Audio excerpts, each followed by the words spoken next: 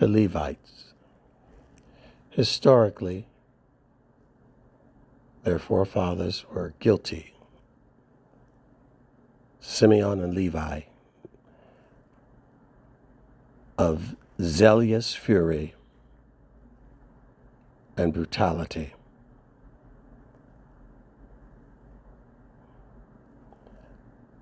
Simeon lost his blessing,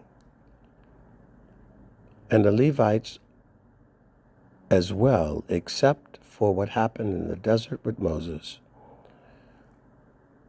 when they formed an idol and began to worship it.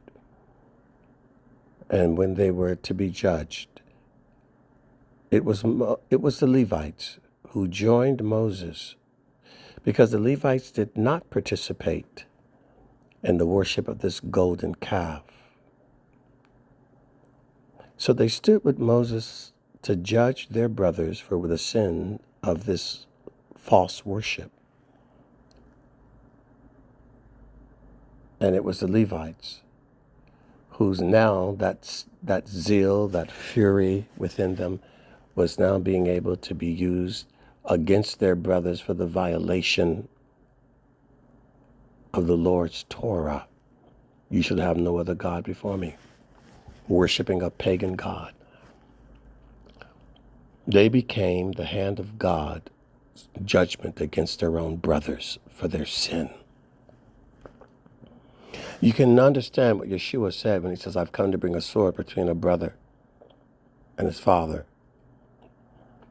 a sister and his mother, brothers and sisters against each other. When you stand up, that you don't put your family above God's Torah. Many of you, you're not even dedicated to God.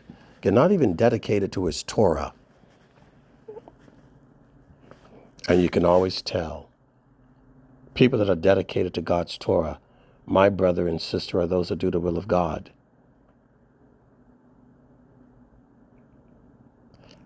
Most of the ones that I know are not dedicated to God's Torah. You see, I'm a follower of God's Torah. I'm a teacher of God's Torah. And I've been that way for over 50 years. But I am thrown under the bus all the time for the wicked and the ungodly.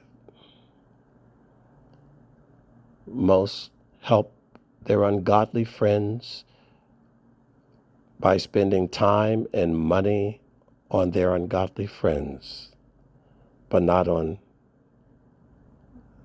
a man like me.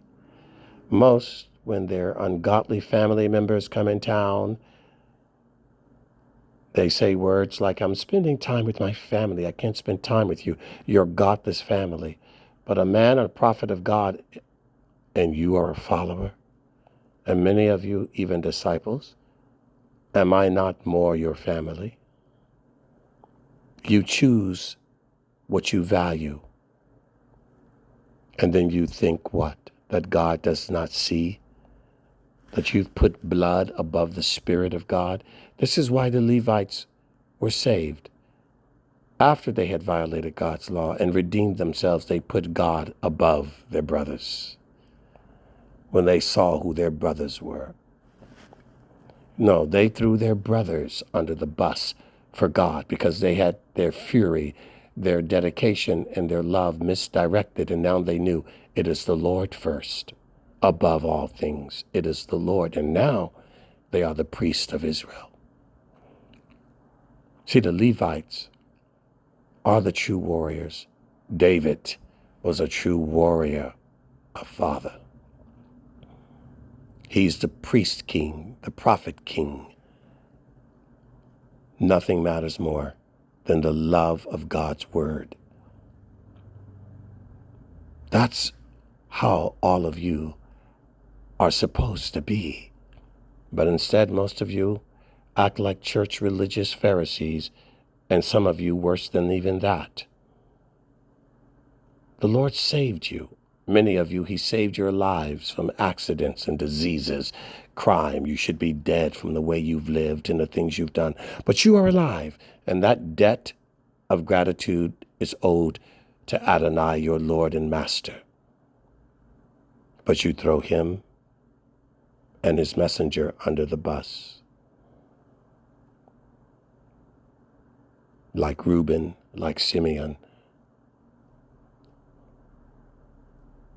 choose you this day whom you will serve, because who you have been serving is not him. But you can choose this day, while there is still breath in your body, while you still have the soundness of your mind, and you can make excuses all day long, but the consequences will be the same. It won't matter about the excuse. There's no justification ever. It doesn't matter how much pain you may suffer from serving the Lord, how much you may lose from serving the Lord, how much it may hurt that you can't do what you want. The consequence of taking a bite of the forbidden fruit is simple. It is the day you shall surely die.